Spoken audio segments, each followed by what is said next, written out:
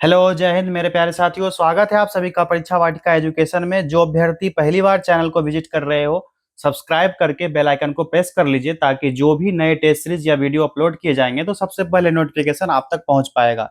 BPSC ADO दूसरे paper का ये नौवां मॉडल प्रैक्टिस सेट है जो जनरल स्टडीज से संबंधित है, यानी जीएस से संबंधित है। तो इस प्रैक्टिस सेट को आइए स्टार्ट करते हैं बिना समय गवाए। और लास्ट में आपको अपना स्कोर कमेंट करना है कि कितने क्वेश्चन आपसे सही हो पाए हैं। ठीक है, चलिए स्टार्ट करें। इसको इरेज कर लेता हूं। चलिए बढ़ते हैं पहले प्रश्न की तरफ।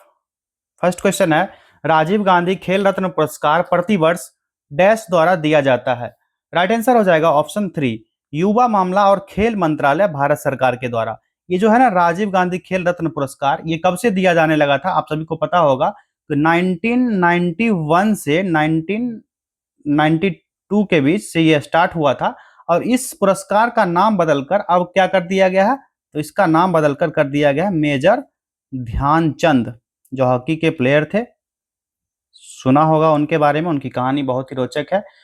मेजर ध्यानचंद खेल रत्न पुरस्कार, खेल रत्न पुरस्कार, इस पुरस्कार का नाम बदलकर ये रखा गया है। और राजीव गांधी जो भारत के प्रधानमंत्री के रूप में कार्य किया था, कब से कब तक, 1984 टू 1989 तक इनका कार्यकाल रहा था। किनका? राजीव गांधी जी का।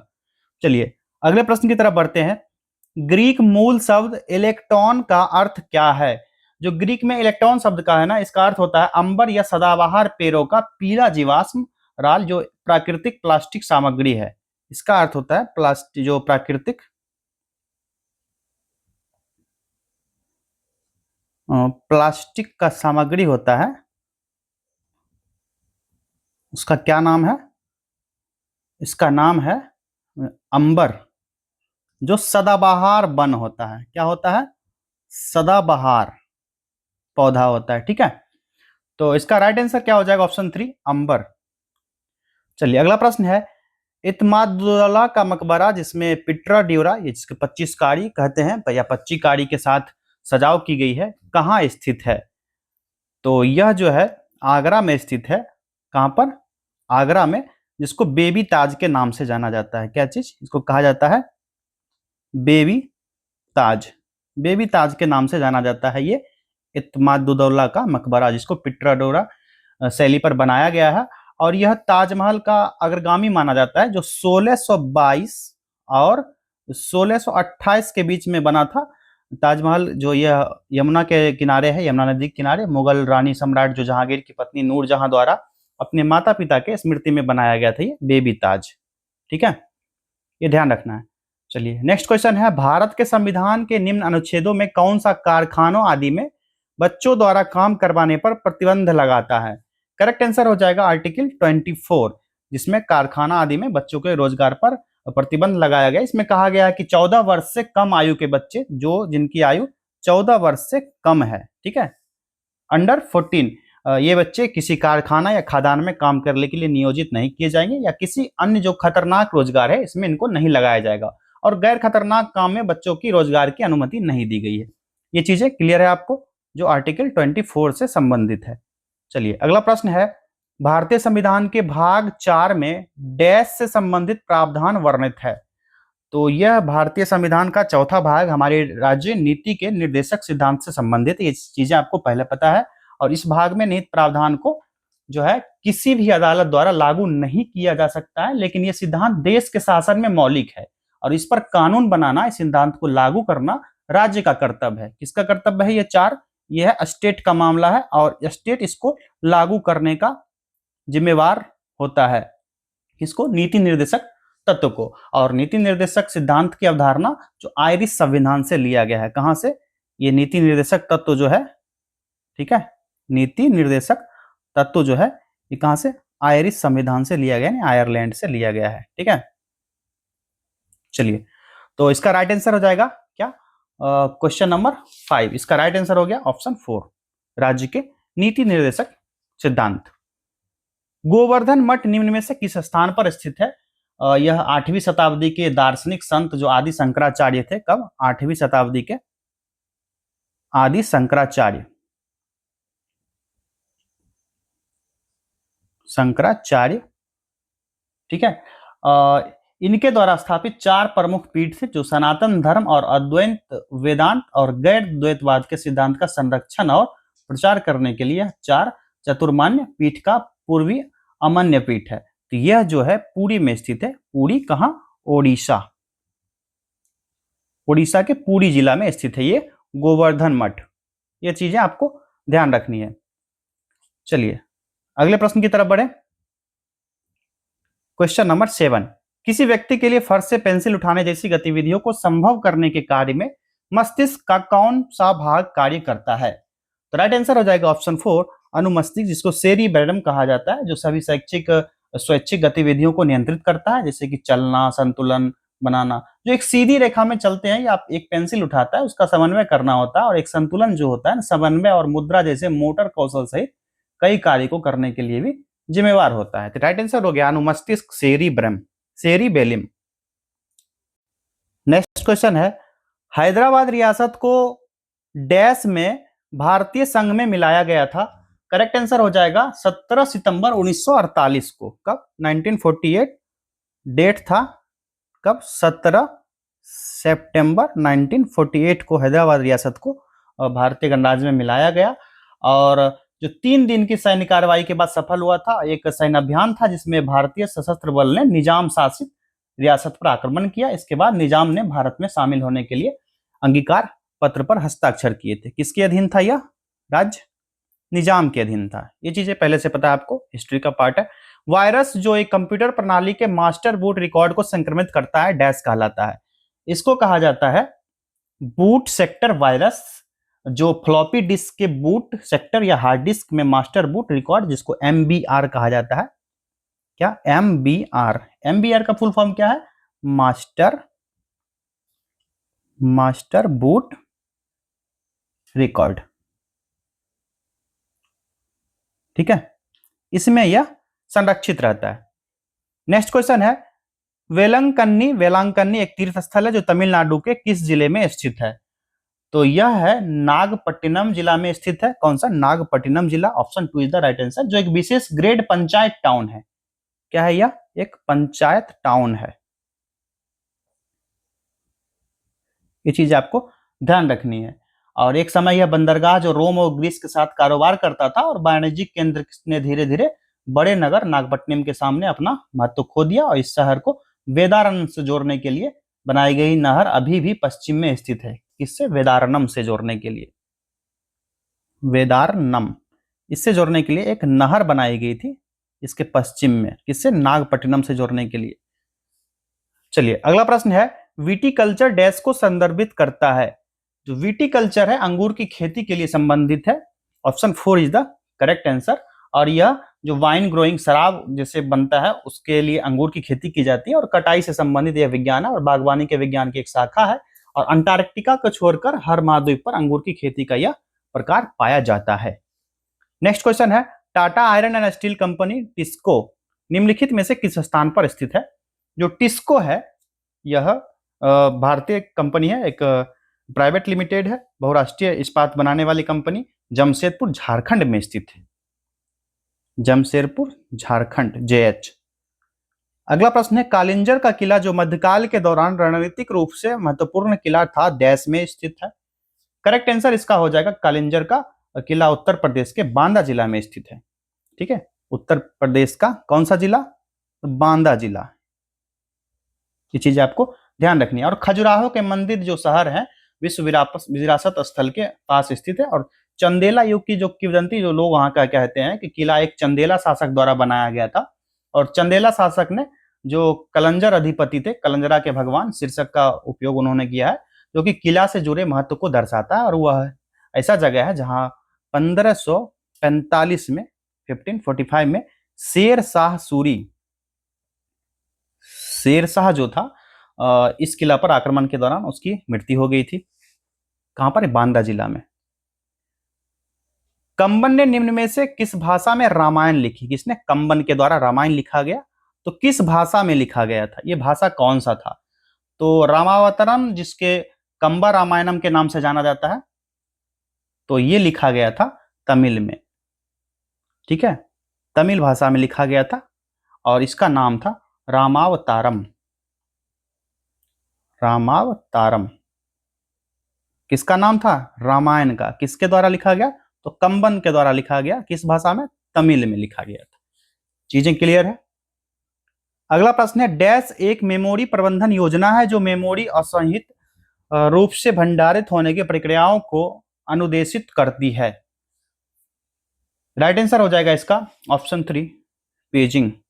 एक गैर सन्निहित स्मृति प्रबंधन तकनीक है जो किसी प्रक्रिया के भौतिक पता स्थान को गैर सन्निहित होने की अनुमति देती है। जो प्रक्रिया बनाई जाती है तो प्रक्रिया पर पेजिंग लागू की जाएगी और जो पेज टेबल बनाया जाएगा उसमें पेजिंग हर प्रक्रिया से संबंधित और हर प्रक्रिया की एक पेज टेबल होगी। इससे संबंधित ये चीजें आप लोग जान लीजिए। क्वेश्चन नंबर 16, एक विलयन और संबंधित विलय के बारे में निम्न में से कौन सा कथन सही नहीं है? यहाँ पर 4 कथन दिए गए। देखिए कौन सा कथन सही नहीं है, ये चीज आपको बतानी है। तो राइट आंसर हो जाएगा ऑप्शन 2, विलयन को अबाधित करने पर विलय के कण नीचे तल पर अवक्षेपित हो जाते हैं। जो विलय होते हैं इसके कण नीचे तब बैठ जाते हैं जब एक निलंबन को अस्थिर छोड़ दिया जाता है और इसलिए एक निलंबन अस्थिर हो जाता है। और निस्पंदन की प्रक्रिया द्वारा निलंबन के कणों को मिश्रण से अलग किया जा सकता है और निलंबन के कण स्थिर हो जाते हैं तो निलंबन क्या हो जाएगा? इस टाइप का निलंबन जो होगा इस तरह से टूट जाएगा, बिखर जाएगा और यह प्रकाश को बिखेरने में सहायता नहीं प्रदान करता है, यानी प्रकाश को नहीं बिखेर पाता है। निम्न में से कौन सा शब्द मानव हृदय की शारीरिक संरचना से संबंधित है? राइट आंसर हो जाएगा ऑप्शन 2, महाधमनी या एओर्टा। अगला प्रश्न है, कैल्शियम बाइकार्बोनेट के एक अणु में हाइड्रोजन के कितने परमाणु होते हैं? तो इसमें जिसको कैल्शियम हाइड्रोजन कार्बोनेट के रूप से जाना जाता है, यानी कि CaH, एक्सट्रीमली सॉरी इसको सही से लिख देता हूं मैं, CaHCO3:2, जिसमें हाइड्रोजन के 2 परमाणु होते हैं। कौन कौन से देख लीजिए, यहाँ पर मैं संरचना बनाया तो हाइड्रोजन, ऑक्सीजन, ठीक है, और एक होता है ऑक्सीजन जिस पर माइनस चार्ज रहता है। और ऑक्सीजन के 2 अणु होंगे और हाइड्रोजन और ऑक्सीजन के एक एक अणु होंगे, ठीक है। इस तरह से इसका संरचना बनेगा। अब प्लस क्या होगा? कैल्शियम, इस पर पॉजिटिव चार्ज होता है, ठीक है, और ऑक्सीजन पर माइनस चार्ज, और ऑक्सीजन और हाइड्रोजन के एक एक अणु मिल करके क्या बनाएंगे? फिर 2 ऑक्सीजन बनाएंगे। तो ये हो जाएगा कैल्शियम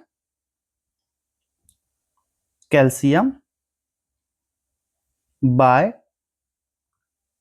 कार्बोनेट, ठीक है। इसका फॉर्मूला क्या होता है? CaHCO3, अभी यहां लिखा था मैंने, 2 अणु। समझ गए होंगे आप लोग, इसका स्क्रीनशॉट ले लीजिए। चलिए अगला प्रश्न देखते हैं। नेक्स्ट क्वेश्चन है, श्रीलंकाई गृह युद्ध के संदर्भ में लिट्टे जो है, इसको मैं इरेज कर देता हूं ताकि आपको सही से चीजें क्लियर होंगी। जो लिट्टे है ना, इसमें पहले टी का उपयोग किसके लिए किया गया? लिट्टे का पूरा नाम है लिबरेशन टाइगर्स ऑफ तमिल इलम, लिख देता हूं मैं यहां पर, Liberation Tigers of Tamil Eelam, ठीक है। ये लिट्टे का फुल फॉर्म है। राजीव गांधी की हत्या जो हुई थी लिट्टे संगठन के द्वारा ही, जो उसके जो आतंकवादी जो थे उनके द्वारा ही किया गया था।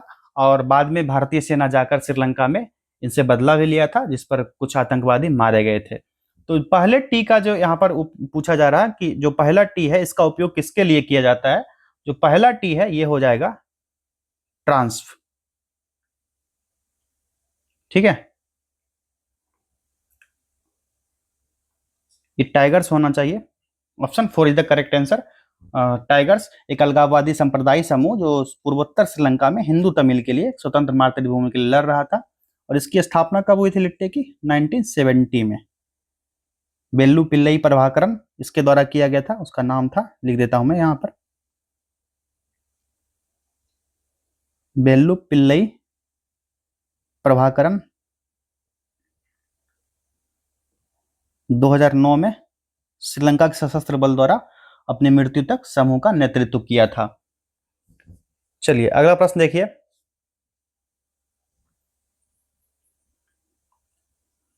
नेक्स्ट क्वेश्चन है क्वेश्चन नंबर 20। भारत का राष्ट्रगान जनगण मन पहली बार भारतीय राष्ट्रीय कांग्रेस के अधिवेशन में गाया गया। ये कौन सा अधिवेशन था भारत का? इस अधिवेशन का नाम बताना आपने। तो यह 27 दिसंबर 1911 को गाया गया था कलकत्ता सत्र में। ऑप्शन 2। कब गाया गया था? कलकत्ता में 27 दिसंबर 1911 ईस्वी को कलकत्ता का अधिवेशन था राष्ट्रीय कांग्रेस का। संयुक्त राष्ट्र के सतत विकास लक्ष्यों के संदर्भ में निम्न में से कौन सा एसडीजी 10 है? एसडीजी 10 के संदर्भ में कौन सा आंसर सही होगा? ऑप्शन 3 असमानताओं की कमी। जो सस्टेनेबल डेवलपमेंट गोल है जिसमें 10 लक्ष्य या 10 एसडीजी को बताया गया, असमानता को कम करता है और 2015 में संयुक्त राष्ट्र द्वारा स्थापित 17 सतत विकास लक्ष्यों में एक है। और इसका लक्ष्य पूरा शीर्षक होता है कि देशों के भीतर और देश के बीच असमानता को कम करना। ठीक है, इसमें बहुत सारे पॉइंट्स हैं जिसको आप लोग गूगल कर लीजिएगा एसडीजी 10 के बारे में। अगला प्रश्न है पिक्चर ट्यूबुलर विकल्प में डैश आदेश प्रतिबिंब के बाह्य भागों को हटा देता है। करेक्ट आंसर हो जाएगा ऑप्शन 4 क्रॉप को हटा देता है।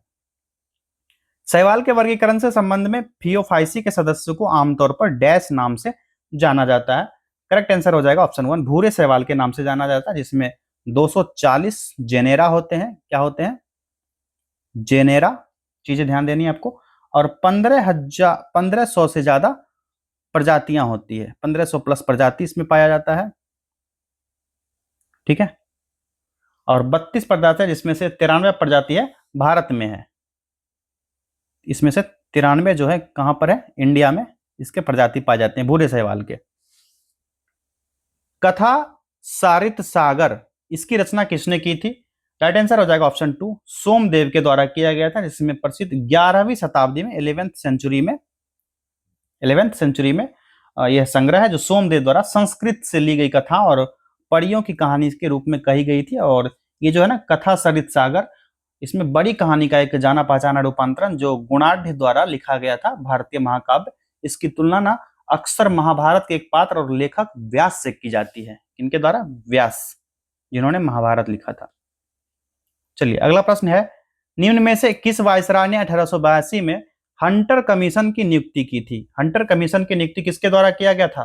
तो 1882 में लॉर्ड रिपन ने भारत में शिक्षा की प्रगति की समीक्षा करने के लिए विलियम विल्सन हंटर के तहत वायसराय की कार्यकारी परिषद के सदस्य के रूप में हंटर कमीशन की नियुक्ति की थी। राइट आंसर क्या हो जाएगा? Lord Ripon. निम्न में से किसे पादप जगत के उभयचर के नाम से जाना जाता है? राइट आंसर हो जाएगा ऑप्शन 3 ब्रायोफाइट्स। निम्न में से कौन मारवाड़ के राजपूत साम्राज्य से संबंध नहीं रखता है? इनमें से कौन से हो जाएंगे? जो राणा कुंभा राजस्थान के मेवाड़ के शासक थे। कौन? राणा कुंभा। ये कहां का था? मेवाड़ के शासक थे राणा कुंभा। मेवाड़ राजस्थान के शासक थे राणा कुंभा और 48वें राणा थे। और 1433 ईस्वी में, कब? 1433 में राणा मोकल सिंह के स्थान पर मेवाड़ का शासक बनाया गया और 1433 ईस्वी और 68 तक शासन रहा। 1433 से लेकर 1468 तक इन्होंने शासन किया था। इनके द्वारा? राणा कुंभा, मेवाड़ राजस्थान के शासक थे। विश्व व्यापार संगठन WTO वर्ल्ड ट्रेड ऑर्गेनाइजेशन का मुख्यालय कहां पर स्थित है? ये क्वेश्चन मैं पिछले सेट में भी करवाया था आपको। यह स्विट्जरलैंड के जेनेवा में है। कहां पर? जेनेवा। WTO का मुख्यालय कहां है? स्विट्जरलैंड। SWT इसके जेनेवा शहर में है। ठीक है, स्विट्जरलैंड के जेनेवा में है और यह एक अंतर सरकारी संगठन है जो राष्ट्रों के बीच अंतर्राष्ट्रीय व्यापार के नियम से चिंतित होता है। 1 जनवरी 1995 को और 15 अप्रैल 1994 को 123 राष्ट्र 123 कंट्री के साथ हस्ताक्षर हुआ था इस पर, जिसपे मार्कस समझौता के तहत आधिकारिक रूप से इसकी शुरुआत की गई थी। कौन सा समझौता? मार्केस समझौता।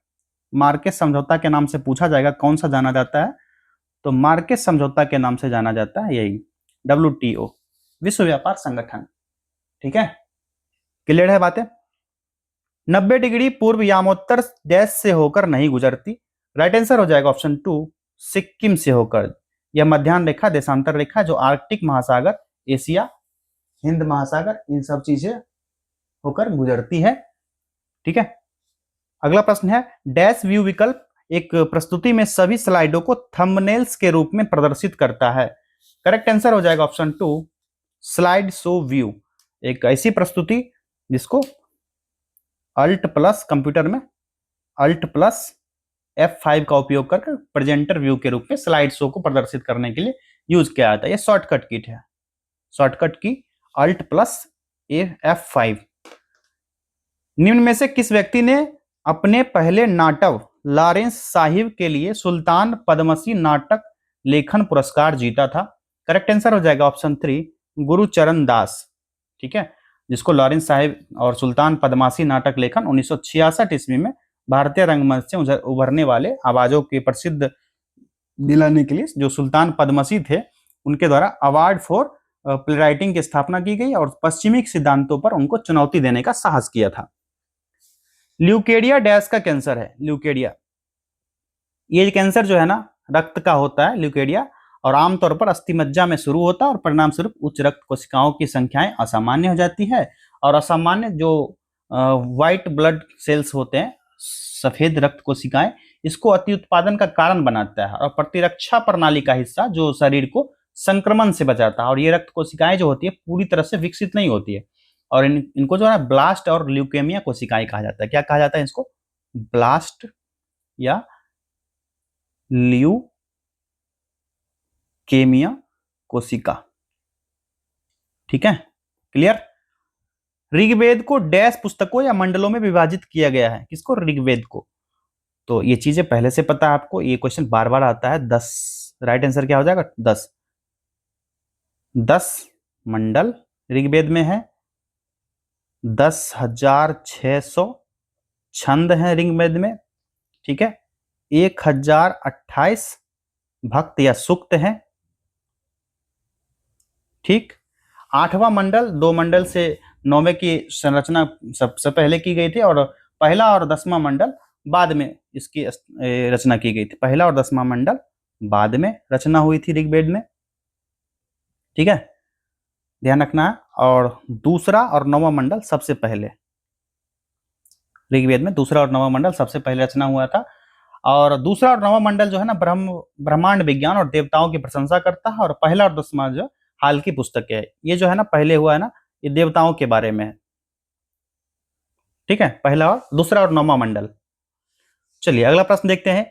एक ऑपरेटिंग सिस्टम में डैश का संदर्भ कंप्यूटर से जुड़ी विभिन्न युक्तियों का प्रबंधन करने की प्रक्रिया से है। तो राइट आंसर हो जाएगा युक्ति प्रबंधन, जिसको उपयोगकर्ता द्वारा कंप्यूटर हार्डवेयर के बीच एक इंटरफेस प्रोग्राम होता है। डिवाइस प्रबंधन एक भौतिक और वर्चुअल डिवाइस के जो कार्य होते हैं उसको संचालन और रखरखाव से संबंधित की प्रक्रिया को विकसित करता है। ये वेरी इजी क्वेश्चन है, बहुत ही इजी है। यहाँ पर है VR डिस्प्लेस्ड, ये पुस्तक जो है किसके द्वारा लिखा गया है? राइट आंसर हो जाएगा ऑप्शन 1 मलाला यूसुफजई के द्वारा लिखा गया, जिसमें मेरी यात्रा शरणार्थी लड़कियों की विश्व भर की, इसमें इसके बारे में बताया गया। 2019 में ये पुस्तक लिखी गई थी। कौन सा? VR डिस्प्लेस्ड, मलाला यूसुफजई के द्वारा। भारतीय रिजर्व बैंक के 24वें गवर्नर कौन थे? राइट आंसर हो जाएगा ऑप्शन 2 उर्जित पटेल। इनका कार्यकाल 4 सितंबर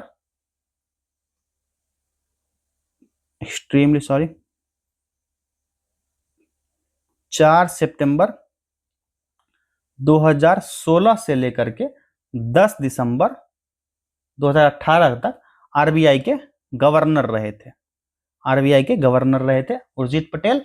और एनडीए सरकार द्वारा इनको नियुक्ति पटेल ने 4 सितंबर 2016 को नियुक्ति लिया था। इनके स्थान पर रघुराम राजन का स्थान ग्रहण किया था।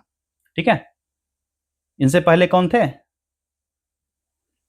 रघुराम राजन, जिनकी नियुक्ति हुई थी उसके बाद इन्होंने इस्तीफा दिया था।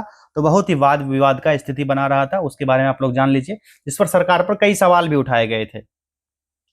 नेक्स्ट क्वेश्चन है, निम्न में से कौन सा संगठन आर्थिक स्वतंत्रता सूचकांक जारी करता है? करेक्ट आंसर हो जाएगा ऑप्शन 4 हेरिटेज फाउंडेशन, इसके द्वारा जारी किया जाता है। 1995 में इसकी स्थापना हुई थी। 1995 में जो ये फाउंडेशन है द वॉल स्ट्रीट जर्नल द्वारा बनाया गया था, ताकि विश्व के देश में आर्थिक स्वतंत्रता की डिग्री को मापा जा सके और सूचकांक की रचना एडम स्मिथ की द वेल्थ ऑफ नेशंस के समान दृष्टिकोण लिया गया था। जो बुक है ना द वेल्थ ऑफ नेशंस, इसी के बुनियादी संस्थाएं जो अपने स्वयं के आर्थिक हितों को आगे बढ़ाने के लिए व्यक्तियों की स्वतंत्रता की रक्षा करती है और परिणाम स्वरूप बड़े समाज के लिए अधिक समृद्ध होती है। शांत घाटी आंदोलन डैश राज्य में शुरू किया गया था? करेक्ट आंसर हो जाएगा ऑप्शन 2, केरल में शुरू किया गया था। और 1973 में एक एनजीओ ने स्कूल के शिक्षक और केरल सरकार साहित्य परिषद, जिसको केएसएसपी कहा जाता है, केएसएसपी, केरल संस्कार साहित्य परिषद, इसकी अगुवाई में एक पनबिजली परियोजना के कारण शांति घाटी को बाढ़ से बचाने के लिए शुरू किया था। बांग्लादेश डैश से डैश तक पाकिस्तान का हिस्सा था। तो यह जो है 1947 से लेकर 1971 तक इसमें पाकिस्तान का हिस्सा था, जो पूर्वी पाकिस्तान और पश्चिम पाकिस्तान में विस्तारित था और बंगाल के विभाजन के साथ स्थापित हुआ था। और यह क्षेत्र जो है पाकिस्तान के नवगठित डोमिनियन के हिस्से के रूप में पूर्वी पाकिस्तान बन गया था। ये चीज आपको पहले से पता है, इंदिरा गांधी की सरकार में उठापटक हुआ, जब युद्ध भी हुआ था, उसके बाद यह नया देश के रूप में उभरा, इसका उदय हुआ और इसका मुक्ति हुआ 1971 ईस्वी में, स्वतंत्र राष्ट्र के रूप में बांग्लादेश का जन्म होता है। कब? 1971 ईस्वी में। दी सब्सटेंस एंड शैडो डैश की आत्मकथा है। Right answer option 3, Dilip Kumar. Dash एक ऐसी भूमि है, डैश ऐसी भूमि है जो 5 से अधिक वर्षों से ऊसर पड़ी है और सुधार कार्यों के माध्यम से उसे सुधारने के बाद खेती के काम लाया जा सकता है। कोई भी भूमि जो 5 साल से अधिक समय के लिए बंजर हो तो उसको बंजर भूमि की श्रेणी में शामिल किया जाता है और इसे संशोधन प्रथाओं के माध्यम से सुधार के बाद कृषि के तहत लाया जा सकता है। इसको कृषि योग्य बंजर भूमि आमतौर पर जंगल को बाहरी किनारे वाले क्षेत्र में स्थित होते हैं। तो ऐसी भूमि को जो है खेती योग्य बंजर भूमि कहा जाता है। Option 3 is the right answer. Next question है, पंजाब, हरियाणा, राजस्थान और तमिलनाडु राज्यों में डैश पानी का उपयोग बहुत अधिक होता है। राइट आंसर हो जाएगा ऑप्शन 3, भूमि। जो भूमिगत जल है इसका ज्यादा यूज होता है और भूजल का उपयोग पंजाब, हरियाणा, राजस्थान और तमिलनाडु में बहुत अधिक है। हालांकि छत्तीसगढ़, ओडिशा, केरल आदि राज्यों में जो अपनी भूजल क्षमता का केवल एक छोटा सा हिस्सा ही उपयोग करते हैं। कौन कौन सा राज्य? ये राज्य हैं छत्तीसगढ़, CH, ओडिशा और केरल। ठीक है, ये सभी ना बहुत ही कम पानी का यूज करते हैं, अपने भूजल का बहुत ही मिनिमम यूज करते हैं। मोहम्मद गोरी ने 1191 में एक शासक डैश ने पराजित किया था। तो मोहम्मद गोरी को पराजित करने वाला उस शासक का नाम था चहमान, जिसको अभी चौहान कहा जाता है, चौहान शासक। तराइन का पहला युद्ध जो हुआ था 1191 में, किसके बीच? पृथ्वीराज चौहान वर्सेस मोहम्मद गोरी, इसके बीच ये युद्ध हुआ था और मोहम्मद गोरी को हरा दिया था चौहान जी ने। और हरियाणा के तराइन के पास हुआ था और उसके सहयोगी के खिलाफ गोरी की सेना द्वारा लड़ा गया था और गोरी ने 1192 में फिर से युद्ध लड़ा और इस हार का बदला लिया था जब मोहम्मद गोरी जीत गया था। तराइन का दूसरा युद्ध 1192 में हुआ था, जब पृथ्वीराज चौहान और मोहम्मद गोरी के बीच, तब मोहम्मद गोरी जीता। और 1191 ईस्वी में पहला युद्ध हुआ था जब पृथ्वीराज चौहान जीते थे। भारत में सबसे लंबी अखंड दीवार, विश्व में दूसरी सबसे लंबी दीवार डैश किले में स्थित है। तो यह राइट आंसर हो जाएगा, कुंभलगढ़ राजस्थान में है, जो चीन की महान दीवार के बाद दुनिया की सबसे लंबी दीवार है। इसकी जो लंबाई है 36 किलोमीटर की लंबाई है, कितनी? 36 किलोमीटर। और यह अधिक दूर तक विस्तृत है और कुंभलगढ़ किला है उदयपुर के पास अरावली पहाड़ी में एक विस्तृत श्रृंखला है और 15वीं शताब्दी में बनाया गया था। कब? 15वीं सदी में बनाया गया था। यह किसके द्वारा? तो ये थे राजा राणा कुंभा, महाराज कुंभा जी के द्वारा बनवाया गया था। 36 किलोमीटर की दीवार है और उदयपुर के पास में है। कहां पर है? उदयपुर के पास में यह स्थित है। अगला प्रश्न है, हरियाणा हरिकेन के नाम से, कौन सा? हरियाणा हरिकेन के नाम से प्रसिद्ध डैश ने अपना टेस्ट पदार्पण वर्ष 1978 ईस्वी में शुरू किया था। राइट आंसर है ऑप्शन 1, कपिल देव, जो क्रिकेट के कैप्टन भी रह चुके थे और तेज गेंदबाज थे। इनका जो नाम है, उपनाम हरियाणा हरिकेन के नाम से जाना जाता है। स्वाभाविक रूप से एक आक्रामक खिलाड़ी की तरह उन्होंने अक्सर विपक्षियों पर जोरदार हमला करके भारत को कठिन परिस्थितियों में मदद किया था और दाएं हाथ के एक तेज गेंदबाज थे जो अधिकांश करियर के दौरान भारत के मुख्य स्ट्राइक गेंदबाज थे। जैसे अभी जसप्रीत बुमराह है, एक समय में कपिल देव हुआ करते थे। भारत में पहली पंचवर्षीय योजना की शुरुआत के साथ डैश में योजनाबद्ध आर्थिक विकास शुरू हुआ था। तो राइट आंसर इसका हो जाएगा ऑप्शन 2, 1951 ईस्वी में शुरू हुआ। हालांकि सैद्धांतिक प्रयास स्वतंत्रता से पहले ही शुरू हो गया था। जब 1938 ईस्वी में, कब 1938 ईस्वी में राष्ट्रीय योजना समिति की स्थापना हुई। और किसकी? राष्ट्रीय योजना समिति। राष्ट्रीय योजना समिति की स्थापना कब हुई थी? 1938 ईस्वी में। ये चीजें ध्यान रखनी है और आपको।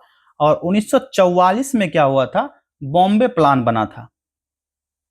बॉम्बे प्लान के बारे में आप लोग भली भांति जानते होंगे। बॉम्बे प्लान 1944 में बनता है। और गांधीवादी योजना 1944 में ही बना था। कौन सा? गांधीवादी योजना। ठीक है, ये फैक्ट्स आप लोग नोट्स कर लीजिए। और 1945 में पीपल्स प्लान बना था। इसके लगा लगी जो भी बना था मैं बता देता हूं। पीपल्स प्लान कब बना था? 1945 में। और 1950 में जो सर्वोदय प्लान बना था,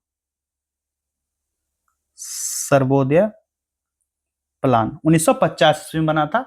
इसी के दिशा में उठाए हुए कुछ कारगर कदम थे। तो राइट आंसर हो गया कब? 1951 ईस्वी में योजनाबद्ध आर्थिक विकास हुआ था। निम्न में से किस राज्य में सूरतगढ़ स्थित है जहां मैग्नीज का भंडार है? राइट आंसर हो जाएगा ऑप्शन 3, ओडिशा, सुंदरगढ़ जिला। अगला प्रश्न है, अफगानिस्तान के साथ भारतीय सीमा की लंबाई कितनी है? वेरी इजी आंसर, 106 किलोमीटर की लंबाई है, जो लगभग 66 मील कहा जा सकता है। बिरहोर नृत्य, ये नृत्य जो है बिरहोर डैश का एक आदिवासी लोक नृत्य है। कहाँ के आदिवासी का है? ये बिरहोर जो है यह झारखंड का एक लोक नृत्य है। ठीक है, एक चीज मैं क्लियर कर दूं यहां पर। अफगानिस्तान के बाद आप लोग ना एक चीज कमेंट कीजिएगा कि भारत के जितने भी पड़ोसी राज्य हैं जिसके भारत साथ सीमा लगता है, कितने किलोमीटर की सीमा है, कमेंट बॉक्स में आप लोग कमेंट कीजिएगा। ठीक है, अगला प्रश्न है, ठोस पदार्थों को उनके घटक कणों की व्यवस्था में मौजूद क्रम में रखने की प्रकृति के आधार पर डैश के रूप में वर्गीकृत किया जा सकता है? राइट आंसर हो जाएगा इसका ऑप्शन 2, क्रिस्टलीय तथा अक्रिस्टलीय रूप में वर्गीकृत किया जा सकता है। जनसंख्या जनगणना 2027 कितने चरणों में आयोजित होगी? 2027 में। और ये जो है जाति डेटा संग्रह के साथ 2 चरण में आयोजित किए जाने की संभावना है। कितने? 2 चरण में। और गृह मंत्रालय के द्वारा घोषणा भी किया गया है कि 2027 की जनसंख्या जो है जनगणना में जाति आधारित शामिल किया जाएगा। और जनगणना जो पहले से प्रक्रियाओं के मिसाल कायम करते हुए 2 चरण में आयोजित होगी। और इसकी तिथि जो बताई गई है 1 मार्च 2027। ठीक है, रात्रि के 12 बजे से। मणिपुर का स्वदेशी खेल सांगोल कांगजेई कहाँ का है? मणिपुर का खेल है। एक क्वेश्चन तो यहीं पर बन गया। आधुनिक खेल के समान है, किस खेल के समान है, किससे मिलता जुलता है? तो पोलो के समान है। जो सगोल कंजई है स्वदेशी खेल है, मणिपुरी पोलो के रूप में जाना जाता है, क्योंकि यह पोलो के आधुनिक दिन के खेल के समान माना जाता है। कुछ विशेषज्ञ मानते हैं कि पोलो की उत्पत्ति मणिपुर से ही हुई थी। और मणिपुर पोलो 7 खिलाड़ी प्रत्येक पक्ष के, जैसे एक पक्ष में 7, दूसरे पक्ष में फिर 7, जो टट्टू की सवारी करते हैं। और आमतौर पर ऊंचाई में 4 या 5 फीट की ऊंचाई होती है। प्रत्येक खिलाड़ी को बांस की जड़ से बने पोलो स्टिक से सुसज्जित किया जाता है। तो ये किससे संबंधित है? सगोल कांगजेई पोलो से। कहाँ का है ये? सगोल कांगजेई मणिपुर का। चलिए अगला प्रश्न है, बाली यात्रा, जिसका शाब्दिक अर्थ है बाली की यात्रा, जो विशेष रूप से बहुत धूमधाम से मनाए जाने वाला त्योहार है। कौन सा त्योहार है? खाली स्थान में फिल करना है आपको। कटक का महानदी के जो गडगड़िया घाट है, कौन सा? गदगड़िया घाट। लिख देता हूं मैं यहां पर, गदगड़िया घाट कहां का? महानदी, ओडिशा। ठीक है, जो कटक शहर से बड़े उत्साह के साथ बाली यात्रा समारोह मनाई जाती है। और समुद्री इतिहास और बाली इंडोनेशिया में इसके प्राचीन व्यापारिक संधियां का जश्न मनाता है। और एक कार्तिक पूर्णिमा के दिन मनाया जाता है। यह त्योहार जो है कब? कार्तिक पूर्णिमा के दिन मनाया जाता है। जैसे अब कार्तिक का महीना चल रहा है तो इसी महीने में मनाया जाएगा। अगला प्रश्न है, छोटे किसान और मौसमी मजदूर जैसे लोग जो नियमित रूप से गरीबी दायरे के अंदर और बाहर होते रहते हैं, उन्हें डैश के रूप में वर्गीकृत किया जाता है। वेरी इजी आंसर ऑप्शन 2, विलोरन गरीब, जो जिसको चर्निंग पुअर कहते हैं। जो हमेशा गरीब होते हैं और आमतौर पर गरीब ऐसी, लेकिन जिनके पास कभी कभी थोड़ा अधिक पैसा होता है उनके साथ गरीबी के रूप में वर्गित कर दिया गया है। एक अन्य समूह गरीब का है जो नियमित रूप से गरीबी से बाहर और अंदर आते जाते रहते हैं, जैसे कि उदाहरण के लिए मान लीजिए छोटा किसान और मौसमी कार्यकर्ता होता है। और कभी कभी गरीब जो ज्यादातर समय अमीर होते हैं, लेकिन कभी कभी मन खुदा न खास्ते भाग का ऐसा खेल हो जब उस समय थोड़ा बहुत पैसा आ जाता है या फिर थोड़ी बहुत गरीबी आ जाती है। इस टाइप की गरीबी जिसको विलोरन गरीबी, चर्निंग पॉइंट कहता है। प्रेह विहियर मंदिर और उसके आसपास के क्षेत्र को लेकर किन दो देशों के बीच विवाद है? राइट आंसर हो जाएगा ऑप्शन 1, कंबोडिया और थाईलैंड के बीच विवाद है। 28 मई 2025 को एक तीखा सीमा विवाद के कारण द्विपक्षीय संबंध एक निम्न स्तर पर पहुंच गया और जब दोनों देश की सीमा रक्षकों के बीच सशस्त्र झड़प हुई जिसमें कंबोडियाई सैनिक मारे गए थे।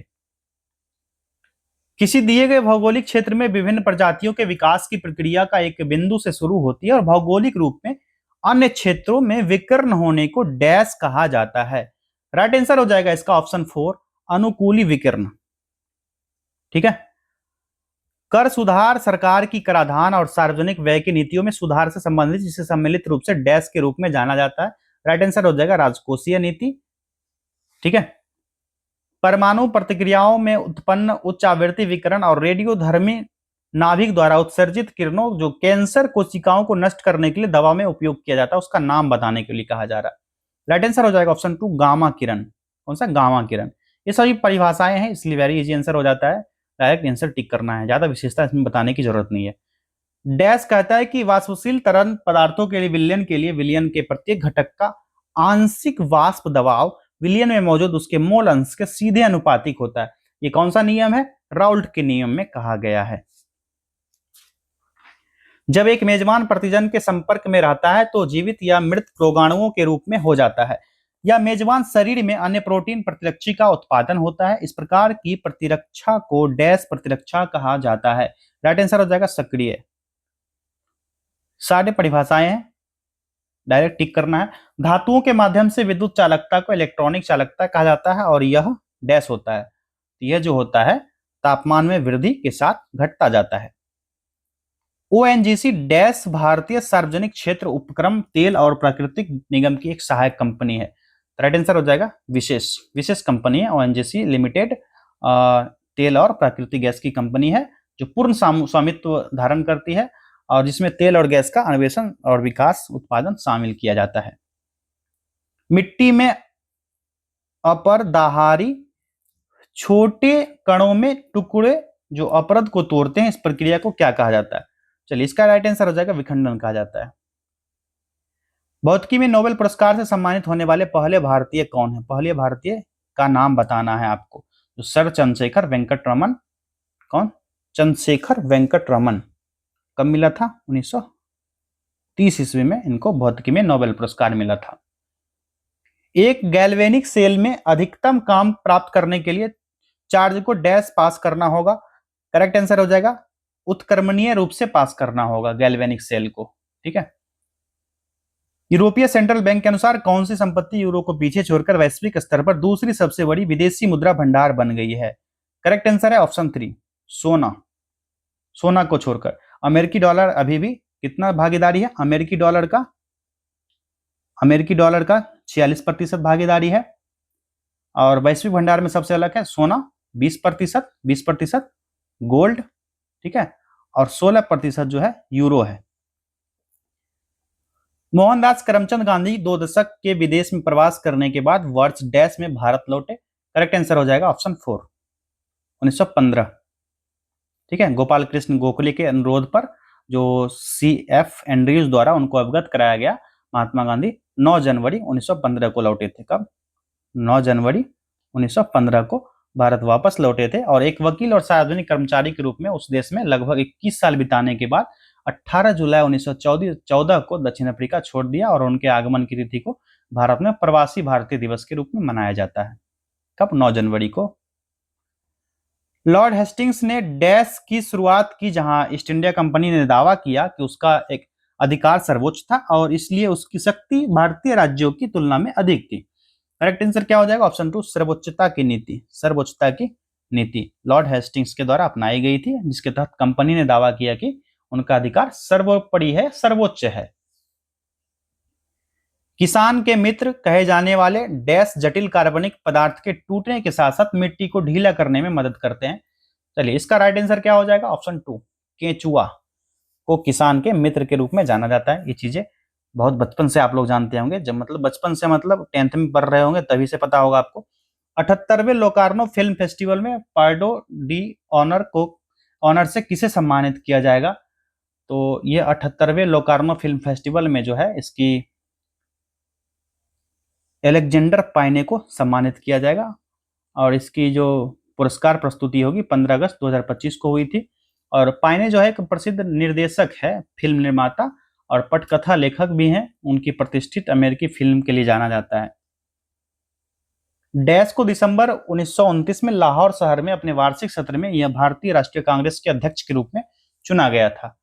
1929 में पंडित नेहरू को 1929 में चुना गया था लाहौर अधिवेशन का अध्यक्ष, और इस सत्र में पूर्ण स्वराज या पूर्ण स्वतंत्रता का संकल्प अपनाया गया था।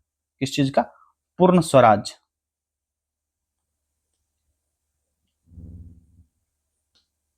पूर्ण स्वराज का संकल्प इसी अधिवेशन में अपनाया गया था। कौन सा अधिवेशन था? तो यह था लाहौर का अधिवेशन 1929।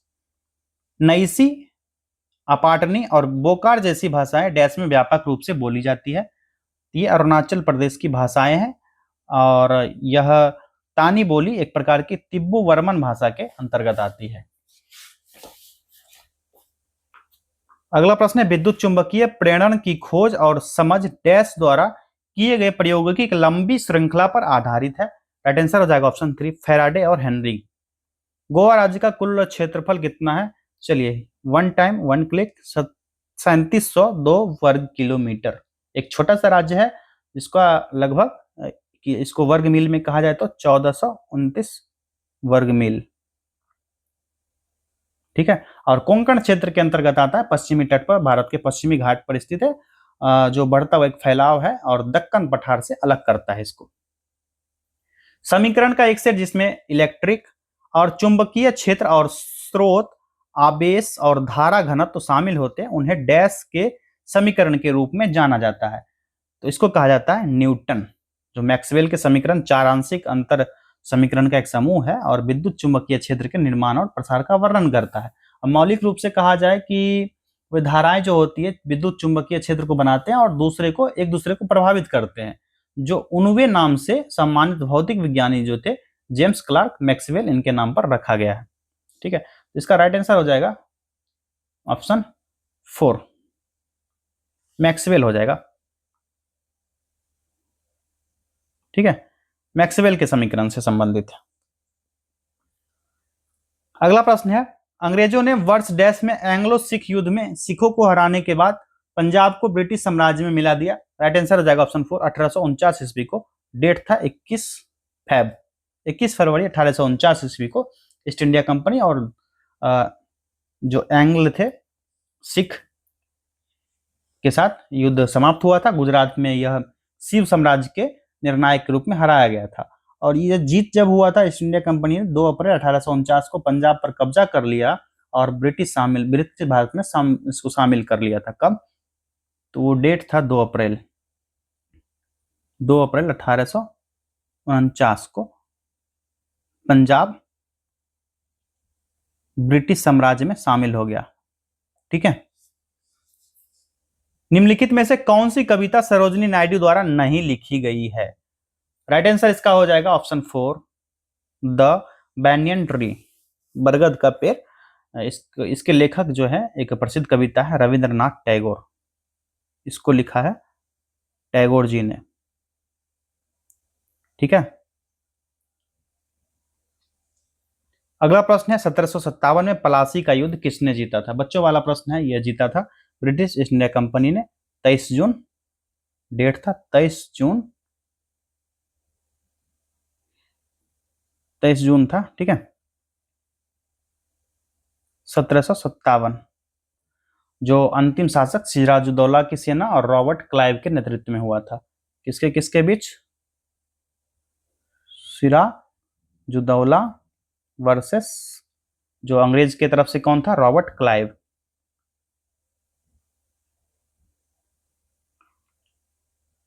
ठीक है, रॉबर्ट क्लाइव था, इसने जीत हासिल किया था। न्याय के सामान्य प्रशासन पर जब सैन्य प्राधिकरण का नियंत्रण हो जाता है तब शासन की जो प्रणाली प्रभावी होती है उसको क्या कहा जाता है? वेरी इजी आंसर, ऑप्शन 1 सैनिक शासन कहा जाता है। और न्याय का सामान्य प्रशासन सैन्य प्राधिकार के नियंत्रण में आता है और यह निरंकुश शासन का एक रूप है। ये सैनिक शासन जो है ना, निरंकुश शासन का रूप है। अब बताइए पाकिस्तान में किस प्रकार का शासन है और अफगानिस्तान में किस प्रकार का शासन है? हाल फिलहाल में जो नेपाल में अभी जो वहां के जेनजी वहां के संसद भवन को जला दिया था, वहां पर किस प्रकार का शासन हुआ? वहां भी तख्ता पलट हुआ था, और वहां पर किस प्रकार का शासन है, ये चीजें आपको कमेंट करनी है। कौन कौन से देश के? पाकिस्तान में किस प्रकार का शासन है, अफगानिस्तान के बारे में आपको बताना है, और एक अभी बताए नेपाल। ये 3 कंट्री है जिसके वहां की शासन प्रणाली कैसी है, ये चीज आपको कमेंट करनी है। डैश स्थापत्य कला की एक शैली है जिसमें नागर और द्रविड़ शैली के तत्वों का समावेश है। करेक्ट आंसर इसका हो जाएगा ऑप्शन 3, वेसर शैली है। ये एक मंदिर वास्तुकला है जिसमें मंदिर वास्तुकला की नागर और द्रविड़ शैली दोनों विशेषताएं शामिल होती है। किसमें? वेसर शैली में। नागर शैली जो है उत्तर और मध्य भारत में प्रचलित है। ये चीज आपको यहां मैं लिख देता हूं। नागर शैली ये north India plus middle India, north plus middle में नागर शैली ये प्रसिद्ध होगी। और द्रविड़ शैली जो है दक्षिण भारत में। कभी पूछा जाए कि ये मंदिर कैसी बनी है, आपको ध्यान नहीं होगा, आप एक एक फैक्ट कितना याद करते रहोगे, तो ये साउथ में है। अपवाद को कुछ अपवाद भी हैं जिसको छोड़ दिया जाए तो। और मंदिर वास्तुकला की वेसर शैली जो है, वेसर शैली के बारे में है। ये मुख्य रूप से दक्कन और मध्य भारत में है। कौन सा क्षेत्र? दक्कन का क्षेत्र और मध्य भारत, जैसे मध्य प्रदेश छत्तीसगढ़ का क्षेत्र हो गया, इन सारे जगहों पर वेसर शैली है। ठीक है, और इसमें नागर और द्रविड़ शैली के तत्व शामिल होते हैं, दोनों को मिला करके वेसर शैली बनता है। दोनों के तत्व इसमें आपको देखने को मिलेंगे। तो आप लोग हिस्ट्री में कल्चर वाला पार्ट पढ़ते होंगे तो उसमें ये चीजें आप विशेष रूप से क्लियर कर पाएंगे। आप लोग नितिन सिंघानिया की एक बुक आती है, नितिन सिंघानिया की भारतीय संस्कृति की एक बुक आती है, इसको आप लोग फॉलो कर सकते हो। दिल्ली में लाल किले का निर्माण निम्नलिखित में से किसने कराया था? राइट आंसर इसका हो जाएगा ऑप्शन 1, मुगल बादशाह शाहजहां के द्वारा करवाया गया था। 1639 ईस्वी में 1639 में राजधानी आगरा से दिल्ली स्थानांतरित करने के परिणाम स्वरूप इसकी स्थापना करवाई गई थी, इसका निर्माण करवाया गया था। ठीक है, चलिए अगला प्रश्न देखते हैं। निम्नलिखित में से कौन सा पशु जुगाली नहीं करता है? कौन सा पशु है यह? तो सूअर जो है जुगाली करने वाले जीव नहीं है, क्योंकि उसमें एंजाइम द्वारा पाचन प्रक्रिया होती है, तो सूअर हो जाएगा इसका राइट आंसर। और वो मोनोगैस्ट्रिक होते हैं क्योंकि सूअर किण्वन के माध्यम से सेल्यूलोज जैसे पौधों को पचा नहीं पाते हैं। इसके अलावा सूअर कई तरह के भोजन खाते हैं, पचाते हैं। मिट्टी की नमी को बनाए रखने के लिए पौधों के बीच की खाली जमीन को कार्बनिक पदार्थों की परत से ढकने की प्रक्रिया को डैश के नाम से जाना जाता है। इसका करेक्ट आंसर क्या हो जाएगा? Option 3, mulching. मल्चिंग एक प्रक्रिया विधि है, संचिंग की प्रक्रिया विधि है मल्चिंग। किस भारतीय स्क्वैश खिलाड़ी ने PSA अवार्ड्स 2024-25 में महिला challenger player of the season और महिला young player of the season नामक 2 खिताब जीते थे? इसमें से आपको सही आंसर चूज करना है। राइट आंसर हो जाएगा अनाहत सिंह के द्वारा यह हुआ था 2024-25 में, हाल ही में 2024-25 में। संयुक्त राष्ट्र ने वार्षिक विश्व शौचालय दिवस के रूप में डैश को चिन्हित किया है, ये तिथि कौन है? तो राइट आंसर हो जाएगा 19 नवंबर 2013 से यह संचालित है। बौद्ध त्योहार सोंगक्रान निम्न में से किस भारतीय राज्य में प्रमुखतः मनाया जाता है? राइट आंसर हो जाएगा अरुणाचल प्रदेश में मनाया जाता है, और थाईलैंड का सबसे प्रसिद्ध है ये त्योहार जो है ना, थाईलैंड में सबसे ज्यादा प्रसिद्ध है। ठीक है, भारत की बात की जाए तो अरुणाचल प्रदेश में सबसे अधिक। 1982 में दिल्ली में आयोजित हुए एशियाई खेलों में शुभंकर के रूप में निम्न में से किसका उपयोग किया गया था? करेक्ट आंसर हो जाएगा ऑप्शन 4, अप्पू। हाथी का बच्चा था यह, और अप्पू को वास्तविक जीवन में कुट्टी नारायण के नाम से जाना जाता था। इसका क्या नाम था? इसका नाम लिख देता हूं, कहीं पूछा जाए एग्जाम में। कुट्टी नारायणन, ये इसका नाम था। ये हाथी का बच्चा है, इसका नाम था। और 9वें एशियाई खेल 19 नवंबर 1982 से 4 दिसंबर 1982 तक दिल्ली में आयोजित किया गया था। डेट कब से कब तक था?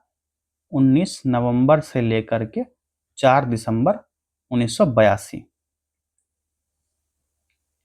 किन्नौर में हंगरंग घाटी के सैलखार और चांगो के साथ एक स्पीति घाटी के अंतिम दक्षिण पूर्वी छोर पर निम्नलिखित में से कौन सा दर्रा जोड़ता है?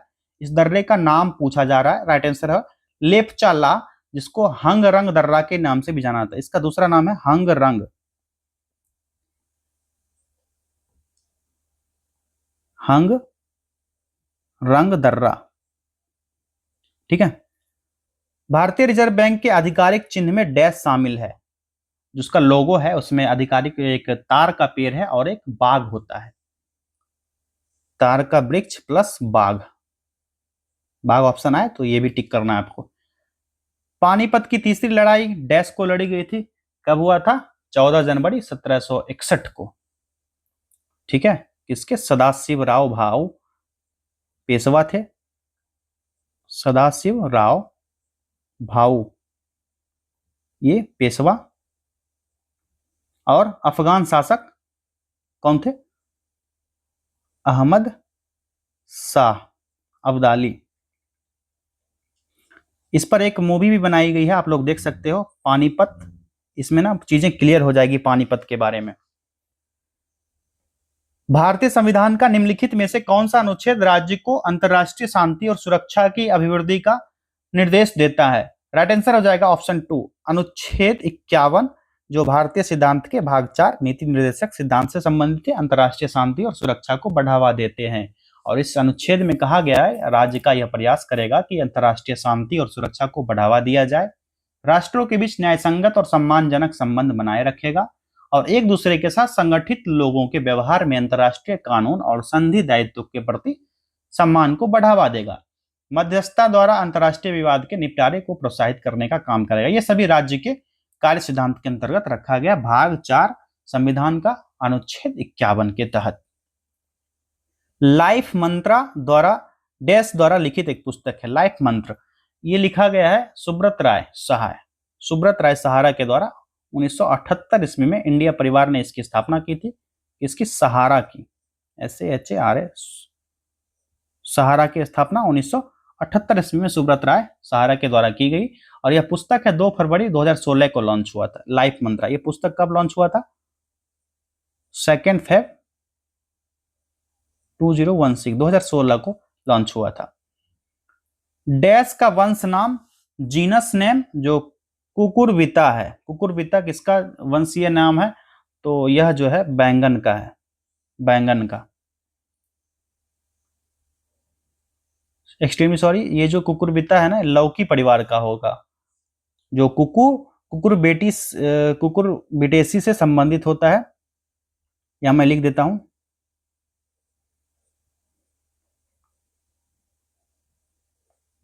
कुकुरबिटेसी से संबंधित है ये ना कद्दू का होगा, बैंगन का नहीं होगा, कद्दू का नाम है।